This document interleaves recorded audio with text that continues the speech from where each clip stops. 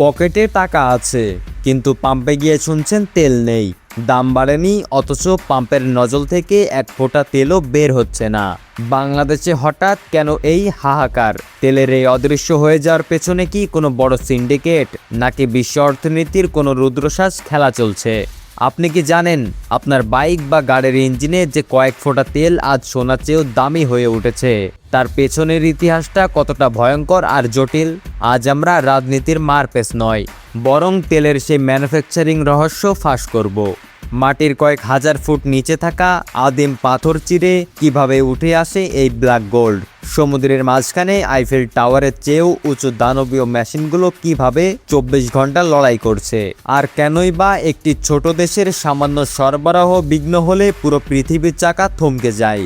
যদি জানতে চান কেন দাম না বাড়লেও আজ আপনার এলাকায় তেল পাওয়া যাচ্ছে না, এবং এই সংকট থেকে উত্তরণের প্রযুক্তিগত পথ কী, তবে ভিডিওটি শেষ পর্যন্ত দেখুন, কারণ আজ আমরা তেলের খনি থেকে শুরু করে রিফাইনারির সেই উত্তপ্ত টাওয়ার পর্যন্ত এক রোমাঞ্চকর যাত্রা করতে যাচ্ছি। চলুন শুরু করা যাক। মানব অগ্রগতির এই বিশাল ক্যানভাসে তেল হলো সেই রং যা আধুনিক যুগকে রূপ দিয়েছে। এটি কেবল জ্বালানি নয়, এটি বাণিজ্য ও শিল্পের প্রাণশক্তি। প্রতিদিন পৃথিবী জুড়ে 100 বিলিয়ন ব্যারেলেরও বেশি তেল উত্তোলন করা হয়, কিন্তু এই ঘন কালো তরলটি পেতে হলে তাকে পাড়ি দিতে হয় এক জটিল পথ। লক্ষ লক্ষ বছরের পুরনো পাললিক স্তরের গভীরে আটকে থাকে এই তেল। একে খুঁজে পেতে ইঞ্জিনিয়াররা সমুদ্রতলে অ্যাকোস্টিক ট্রান্সমিটার দিয়ে শব্দ তরঙ্গ পাঠান, যা থেকে তৈরি হয় 3D সিসমিক ম্যাপ। কিন্তু আসল চ্যালেঞ্জ শুরু হয় ড্রিলিংয়ে। সমুদ্রের মাঝখানে তেলের শহর তৈরি করা মোটেও সহজ নয়। হাজার হাজার টন ওজনের স্টিল ফ্রেম দিয়ে তৈরি করা হয় বিশাল সব অফশোর ড্রিলিং রিগ।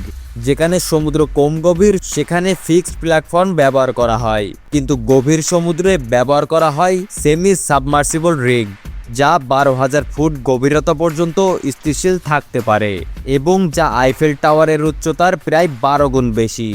সমুদ্রের একদম তলদেশে বসানো হয় সাবসি ওয়েল হেড। এটি একটি বিশাল ভালভের মতো কাজ করে, যা স্থলের চেয়েও শতগুণ বেশি চাপ সহ্য করতে পারে। এই সূক্ষ্ম কাজগুলো করা হয় রিমোটলি অপারেটেড রোবটের মাধ্যমে। এখান থেকে তেল প্রবাহিত হয় এফপিএসও নামক ভাসমান দুর্গে। এই বিশাল জাহাজগুলো 2 মিলিয়ন ব্যারেল পর্যন্ত তেল জমা রাখতে পারে, এবং প্রাথমিক শোধনের কাজও এখানেই হয়। খনি থেকে পাওয়া অপরিশোধিত তেল যখন শোধনাগারে পৌঁছায়, তখন শুরু হয় এর আসল রূপান্তর। একে ফার্নেসে প্রায় 670 ডিগ্রি ফারেনহাইট তাপমাত্রায় উত্তপ্ত করে বিশাল ডিস্টিলেশন টাওয়ারে পাঠানো হয়। এই প্রচণ্ড তাপে তেল বাষ্পীভূত হয়। টাওয়ারের বিভিন্ন উচ্চতায় তাপমাত্রার ভিন্নতার কারণে এই বাষ্প আলাদা আলাদা হয়ে পেট্রোল, ডিজেল, জেট ফুয়েল এবং গ্যাসে পরিণত হয়। এরপর ক্যাটালিটিক ক্র্যাকিং এবং আধুনিক ব্লেন্ডিংয়ের মাধ্যমে একে আপনার গাড়ির ইঞ্জিনের উপযুক্ত করা হয়। সমুদ্রের বাইরে স্থলেও তেল উত্তোলন অত্যন্ত ব্যয়বহুল ও জটিল।